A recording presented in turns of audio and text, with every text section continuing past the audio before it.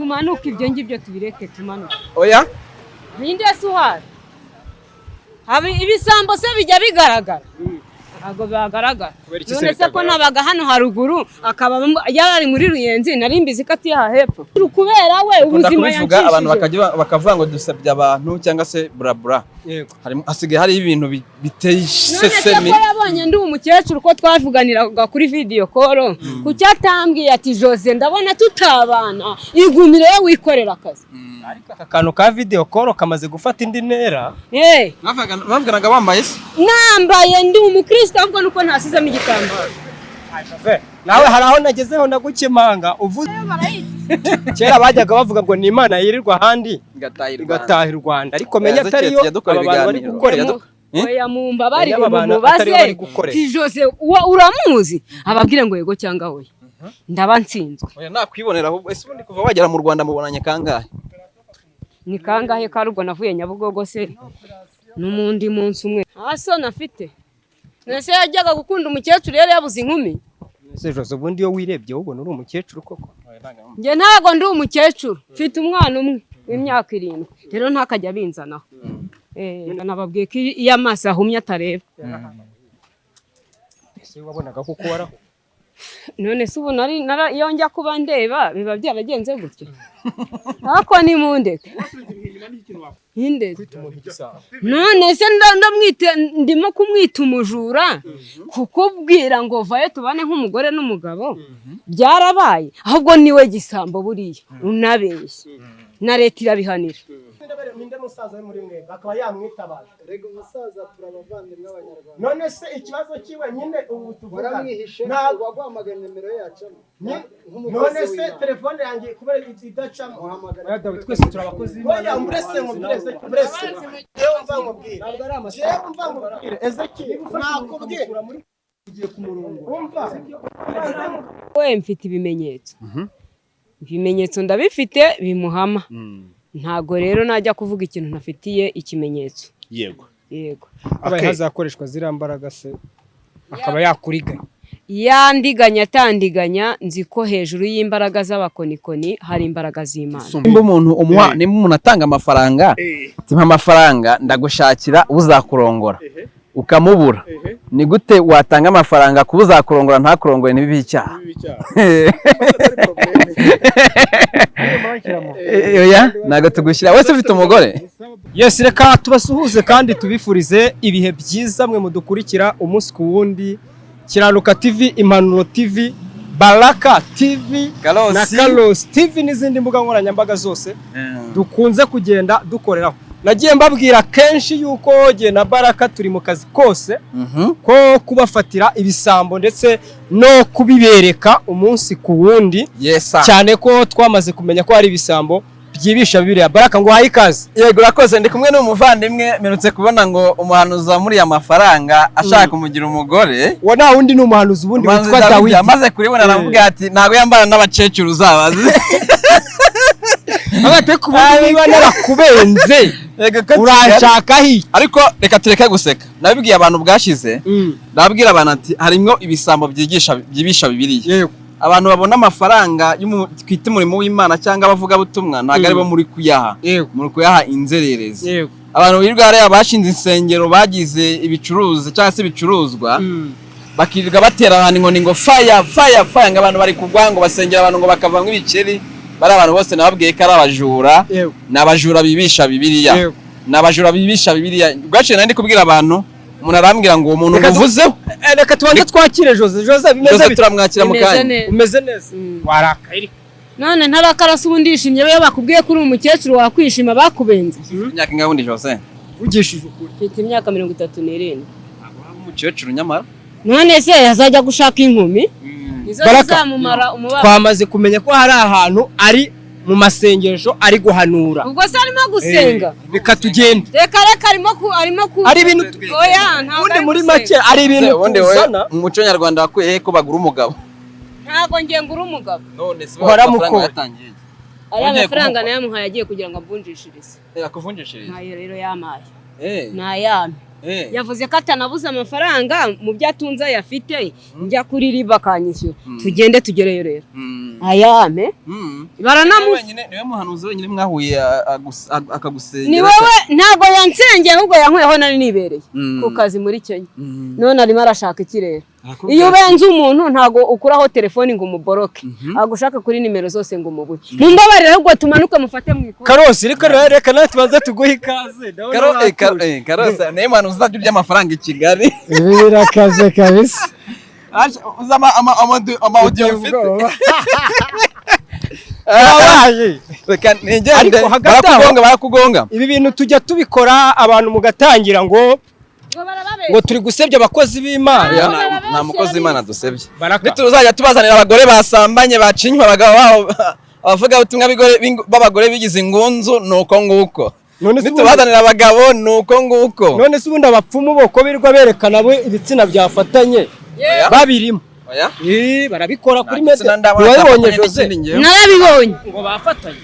ntabwo wabibonye Karo narabibonye ubu ngubu rero reka tujye mu cyumba cy'amasengesho mu Rwanda rwa Kagame harimo abagabo bangani ni benshi bose ntago ari abagabo beza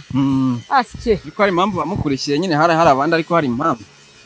nta yindi mpamvu yindi ni Jose ubabajwe nuko amafaranga yawe utayafite cyangwa babajwe nuko uvuga umugabo ntago nyimukeneye sinumvise ubwashize uvuga ngo nibona niyo byibuze niyo biza kuba bakamvuga narabikoze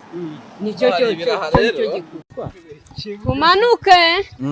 tugende n'ibiki yagutwaye ugereranyije umva Ezekiel tumanuke ibyo ngibyo tubireke tumanuke oya ninde suhari habi ibisambo se bijya bigaragara ntago bagaragara none se ko nabaga hano haruguru akaba yari muri Ruyenzi nari mbizi ko atiye hepfo nagiye kubaruguririya ahantu umva simbizi nanjye sinanahavuga cyangwa muzaze mbajyaneyo mba munsi kuba wumvise ko ari mu cyumba cy'amasengesho ari guhanura se ubu ntago Imana iri buduhanire kubangamira umukozi w'Imana ntago ibabangamira none se ko ari gusenga mu kuri no mu mwuka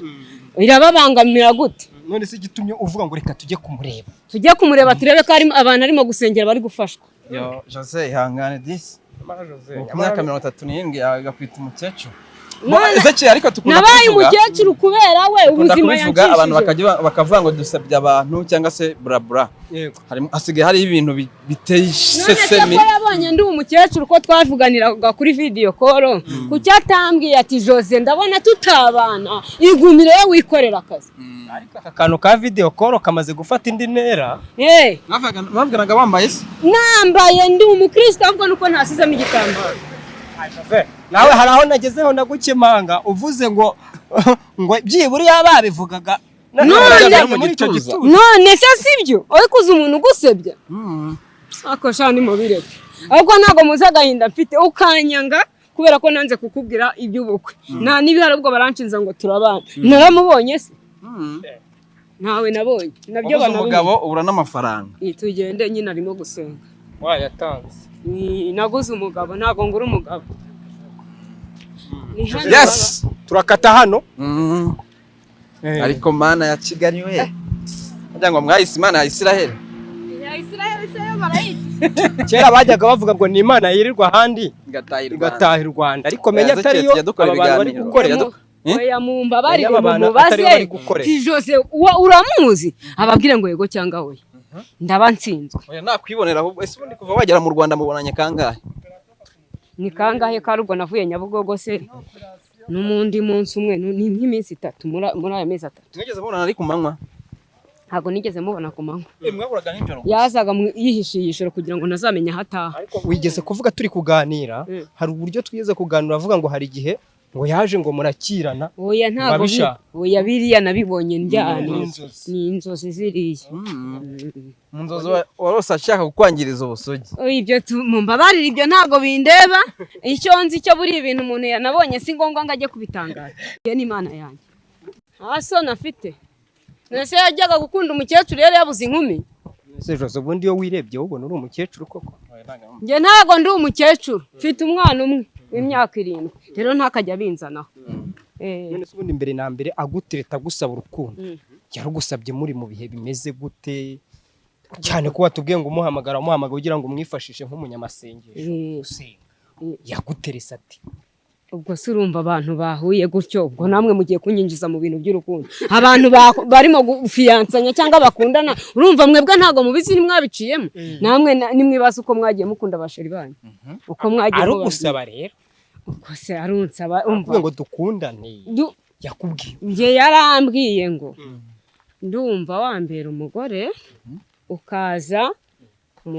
ukaza tukabana ngo abagore bamere ni benshi banzambiye benda banagabanyuke baragabanyutse rero tugende niyo naninda nayifite nayo nuko nayishatse nkayibura iyo audio nta kintu na kimwe ntafite niba we yaransibye nge sindamusiba muramusiba mu mutima cyangwa kuri telefone sindamusiba kuko mu mutima wanjye ntiyabamo ambwira ko yambenze yararimo yavuyemo ni simukadi yavuye muri telefone iragwa se tugiye kureba iki amafaranga ntese kavuze ko ayafite tugende igiteranyo cyayo ni nkangahe ugereranyije wese ntago ayazi arayaguha yose hamwe ayamperera imwe yandi wamufashishije yishyura oya yo kumfashisha inzu yo nayareke nayo umukozi w'Imana wo kugira ngo yishyire inzu ayandi yose ayandi ntataye amasaha bajya kurega ntago mpazi ntago yamuhoteye Ubuse mujye mu rukundo wari witeguye ko hari igihe tuzaba turi kwirukanka mu mihanda ya Kigali ntago nabitekerezaga nababwiye ko iyo amaso ahumye atareba ese wabonaga ko waraho none se ubu iyo njya kuba ndeba biba byaragenze gutyo ariko nimundeke wagira ate kagusubiza turwasa zawe akagusubiza mu kazi kawe ukajya mukabonana na Dawidi bundi bushya nasake Dawudi ubundi bushya zarorere narazinutswe aranzinuye bisoboneka ikintu cy'abagabo hise ukivamo burundu birangiye nta mugabo uzongera kukurambagiza yandambagiza atandambagiza navuga ngo reka mbanze nshishoze ndebe iryambaye bitazongera kumbaho yego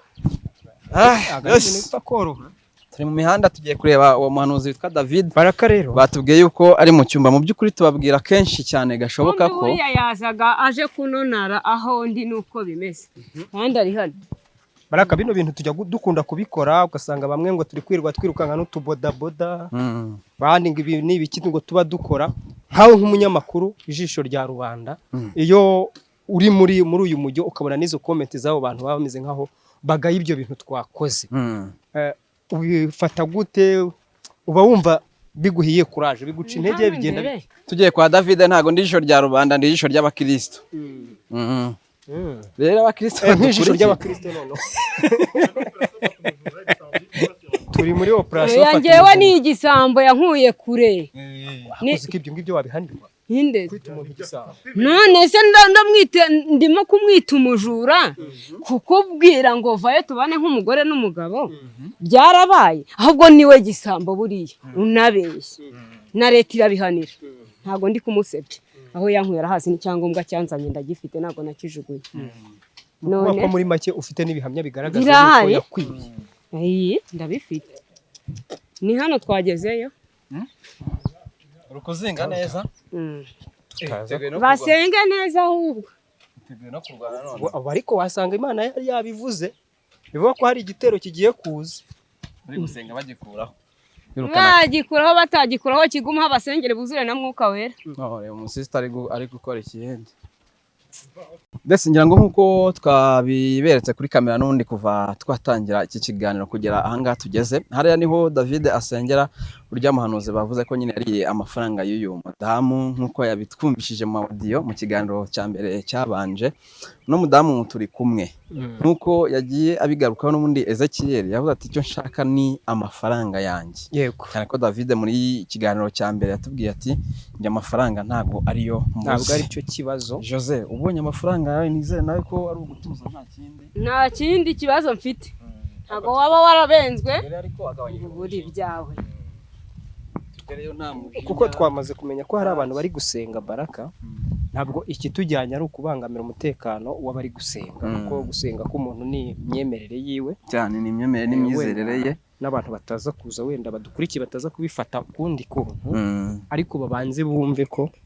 niba umuntu ari umunyamasengesho akaba ari umurokore ntabwo ari byiza yuko nanone wakwitwikira uwo mwambaro ngo ubere umuhemu abandi. Yego. Rero uyu mubyeyi kuba yaraturutse muri Kenya ni ikintu kiremereye cyane kandi umuntu akwiriye kumva ndetse akaba yanagiha agaciro cyane, ku buryo tutavuga ngo yavuye muri Kenya ngo afite gahunda yo kwanika umuntu. Nanone ntabwo aba ari byiza rwose. Ndongera ngo ni ahangaha niho David yituriye.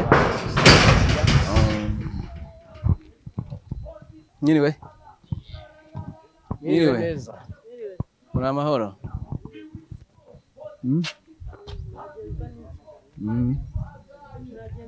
Tuje kubasuhuza. Tuje kubasura.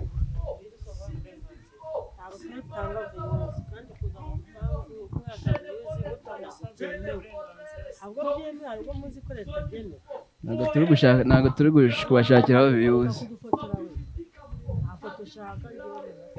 Ntabwo turi kubashakaho views. Ntabwo turi wenda byumva. Erega natwe turakomeye neza wageze ukaza. Erega natwe turakomeye. Natwe turakomeye mubyeyi. Natwe turakomeye. Ahubwo mutubwire umuyobozi w'icyumba ko tumushaka. Hano umutware ngewe ukarosi rumva uyu muntu agenda agiye muri ribu cyangwa ku mutwe w'umudugudu nge nzamwita. Urabyumva? Ibintu byose afite byose azagenda ajye kurega nzamwita. None ndabishaka ashaka banakamera mu gipangu cy'umuntu. None uzi ko mwese ibyo ngibyo muri ko dufite uburenganzira bwo kubara uburenganzira muri mwese ninde musaza we muri mwebwe akaba yamwitabaje. Rega umusaza turabavandimwe abanyarwanda. None se ikibazo kiwe nyine ubu tuvuga ntabwo waguhamagara nimero ye yacamo. None se telefone yanjye kubera idacamo twese turabakozi b'Imana. Umbrese yewe umva ngubwire Ezekiel nakubwire ugiye ku murongo umva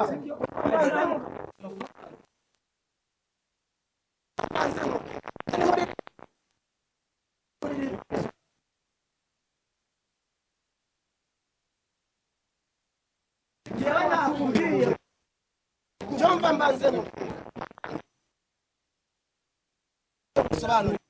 yewe ndahari amatwi arande muhamagara ngo muhamagara. Bravo. Ariko mutesha agaciro. Njewe umva nkubwire Ezekiel mwese muri abanyamakuru mwese mukeneye views. Mukeneye views. Oya mukeneye views ngende mucuruza. Njye wazamwana muri ko.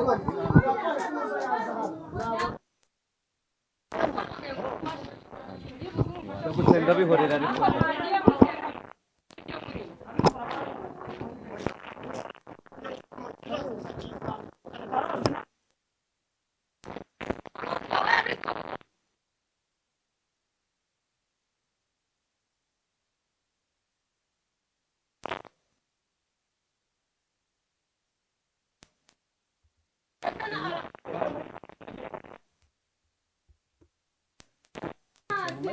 Keya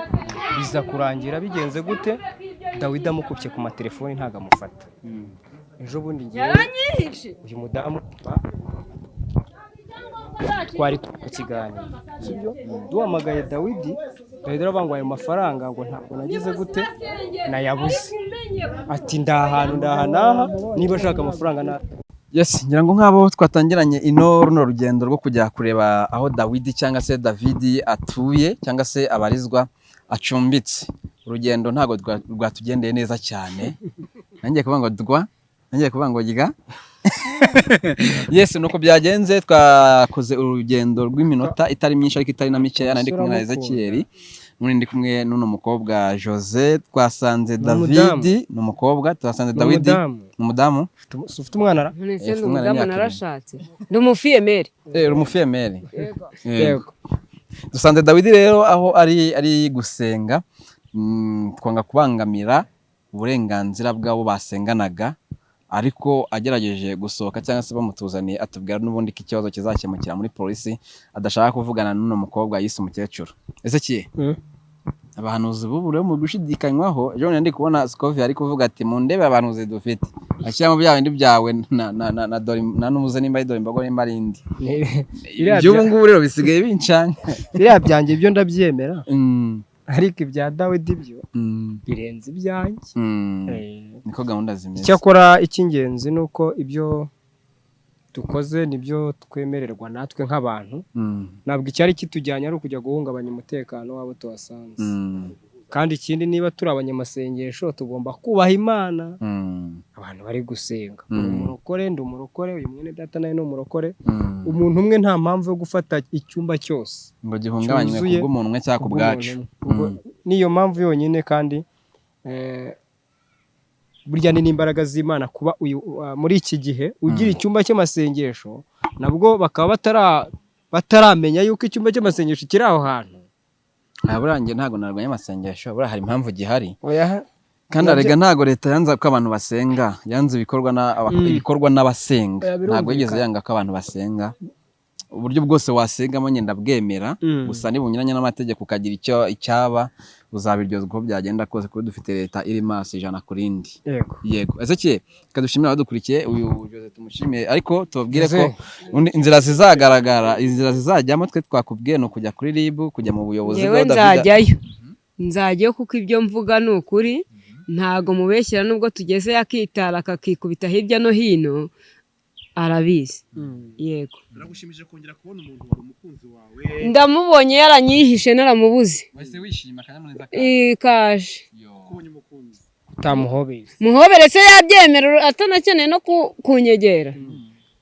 namwanduza ni ikihe kintu wenda ukuye muri uru rugendo cyangwa se n'ubuhe butumwa ku ruhande rwawe waha abantu usomye yenda abakristu abahanuzi cyangwa se nk'ubutumwa muri rusange byo watanze mbere ariko natubwire kuri iyi nshuro nyuma runo rugendo rutari rworoshye ko ubonye ko rwashoboraga kuvamo n'imirwano iyo hataza kubaho umwuka wera tuba dupfiriyeyo batwiragije kubera ko mbonye ko hari igihe umuntu yifashisha yenda imbaraga runaka zimukikije cyangwa se ubundi buryo runaka mu kwerekana ko ibyo ntacyo bimubwiye kandi uko no kubera kuri amafaranga aticuza yenda icyo kintu cyo kuvuga ati mukecuru yenda anabwira abantu ati ngiye umukecuru wapi byo byakira gute bivugaho iki mu ruhande rwawe ngiye kuba ndi umukecuru ntacyo bintwaye kandi umuntu areba uwo baberanye ngiye rero niba tutaberanye azashaka abo baberanye ngiye ntago nkimukeneye ese ko hari umwe twaganira aravuga ati kuba yenda ukambyaga ko ari umuntu umwe unakomeye cyane yenda mukingira n'ikibaba ku ruhande rumwe yavuga ati byaba byose ayo mafaranga nta nyandiko mwagiranye n'ubwumvikane bwabaye hagati yanyu nayo bitaragenze neza ibyo ngibyo ntabwo bigize icyaha ku ruhande rumwe wowe bivugaho iki kuba amafaranga yawe ashobora kuzagendera agatsi utabonyeho n'igifungisho ngewe mfite ibimenyetso ibimenyetso ndabifite bimuhama ntago rero najya kuvuga ikintu ntafitiye ikimenyetso yego abaye hazakoreshwa ziriya mbaraga se akaba yakuriganya yandiganya atandiganya nzi ko hejuru y'imbaraga z'abakonikoni hari imbaraga z'Imana isumba byose yego yenda hari abandi bakobwa bashobora kuba bari mu rukundo bashobora kugiramo ikibazo yenda ushobora kuvuga ati wahuye yenda n'indyarya cyangwa se n'iki ku ruhande rwawe n'iki kintu ube butumwaho abantu yenda bari mu rukundo ruri ya distance kuko twabonye ko rimwe na rimwe bijye biba ibibazo n'ibindi bibazo ikintu nababwira nuko bakenguza bakareba kure kuko ngisi ntago isakaye sintisakaye babe maso babe nk'abantu barimo kureba kure ko nanjye iyo njya kureba kure ntago mba narabaye gutya niyenda abantu ashobora kuvuga ati barashidikanya kuri Dawidi ariko dusanze icyumba cy'amasengesho cyuzuye no hejuru bamwe babuze naho bicara baje no kwicara hanze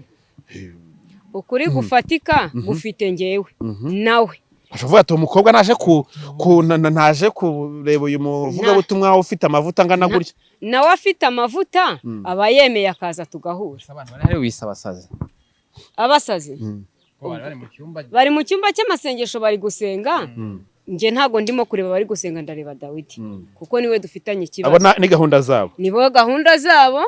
umukristo w'ukuri yegera umuntu bakavugana bakanaganira bagaca bugufi kugira ngo n'Imana iduturishe we yashyize hejuru rero bigaragara ko nta nahanze nta kibazo we nasengera abakristo nk'uko ari kubivuga nta kindi rwose mubangamiyeho, ariko icyo nzi ko bizarangira byose. Reka tugushimire cyane. Yenda ku bantu bashaka kuvugana na Jose, nimero ya telefone yawe, yenda umuntu ushaka kuganira nawe, kuguha inyunganizi cyangwa se kuguha uburyo bwiza wakoramo kino kintu, kuko twebwe mu ruhande rwacu Dawidi n'inshuti yacu twaraganiriye, twaragendanye, twarasangiye, muye twagerageje kugira ngo tureko twabahuza byanze. Igihari rero ubwo amakuru tuzagenda tubatangariza ibizakurikiraho mu buryo ibiganiro byacu bikurikiraho, ariko tubwire nimero za telefone kugira ngo wese ushaka kuvugana na Jose bize kumworohera. Ariko mbere ya byose ngiye inkunga y'amasengesho mbere yuko ntanga nimero, kuko ni ibintu bitoroshye kugira ngo umuntu agukore kukaza kwijeje ibitangaza, wahagera ibitangaza ukabibura, ahubwo akaguhindura umusazi. Nimero yanjye ni 07 9 29 315. Baraka, reka tugushimire cyane. Baraka, ariko hari umuntu wakubajije ati ese mu by'ukuri ibi bintu cyane cyane ngo bigize icyaha, uravuga ati se yongo yabafungiye iki? Avuze ati ibyo bintu byo kuba umuntu nabwo ngo mukamusaba amafaranga ngo azakurongora ntakurongore, ngo ibyo ntacyo bivuze. Ariko nimba umuntu atanga amafaranga, timpa amafaranga ndagushakira uzakurongora ukamubura, ni gute watanga amafaranga kuba uzakurongora ntakurongore? Nibibi icyaha. Oya, nago tugushyira wese ufite umugore biracamo, sibyo? Ibyo gusa abantu badukurikiye, niyo umuntu agutegeza kurongora ntakurongore, niyo umuntu akubwiye ngo mpa amafaranga ndagusengera ubone uzakurongora, sibyo? Ntumubone. Ni gute waguhaye amafaranga umubeshye ko uzamurongora ntumurongo? Ubundi amasezerano hagati y'abantu babiri ahita ahinduka itegeko. Niba dusezeranye njye na Pasi ko Pasi muhaye amafaranga azarongora umukobwa wanjye, Pasi akayarya akayajyana, Pasi uramemukiye, nshatse amafaranga naguhaye nahita ko nayaguhereye n'ikindi cyangwa nayagutije mu buryo bumwe cyangwa ubundi. Oya, no mu byo Dawidi yavuze ntabwo yigeze mu kiganiro cyabanje yavuze ngo niba narakubenze nkundi uranshaka iki, ntiyabivuze. Yabigaragaje avuga ati iyo umuntu akubenze ukuraho. Gusa Pasi nubwo tutabyita icyaha, ariko biteye isoni kubibona mu bakozi bita ab'Imana. Nubwo bitaba icyaha, biteye ishozi n'isesemi ibiri mu bakozi b'Imana. Kwitwa umuhanuzi oya yasenye urugo bwa mbere Dawidi. Ese tujye kuri analize za rugo rwa mbere ni mu biganiro byacu bikurikira. Ukumva? Oya, wenda Pasi ku rugo umutima w'umuntu ashobora kugira kamere itamwemerera kubaka, sibyo? Iyo kamere cyangwa ibintu by'urugo rw'umuntu zitaracamo nanone. Oya, ibintu by'urugo ko ntabwo baraburana ngo batandukane byemeye n'amategeko. Wenda ibintu by'urugo atereta uyu nguyu nawamwemeza uburyo kibazakora igikwe na divorce itaraza. Pasi ibintu by'urugo rwo twe kubyivangamo mu rugo birahagije, cyangwa se mu rugo ibihabera nibyo mu rugo nyine. Turukirebera ku bakozi b'Imana. Reka nkebura abadukurikiye, nyakira message ya Papa King ngo yariyenga amafaranga y'abantu ngo abasengere ngo ibiki n'ibiki, sibyo? Ibyo byose abadukurikiye mu making cyangwa se mukore feratasiyo ku bakozi b'Imana muri kubona ku ma YouTube. Izi ni mayibobo, ni ibisambo, ni ingegera ziri kuza kuri YouTube. Abo dufite baza kuri YouTube ni bakeya, kandi abo bakeya dufite kuri YouTube nta nubwo babona ibigenewe abakozi. Umukozi w'Imana atungwa nabo yagabura ijambo ry'Imana, ariko abavuga ukuri nta kintu bari kubona, ahubwo ababeshya nibo bari kugira icyo babona. Rero mwitondera abakozi b'Imana bari kuza ku ma YouTube, ni ibindi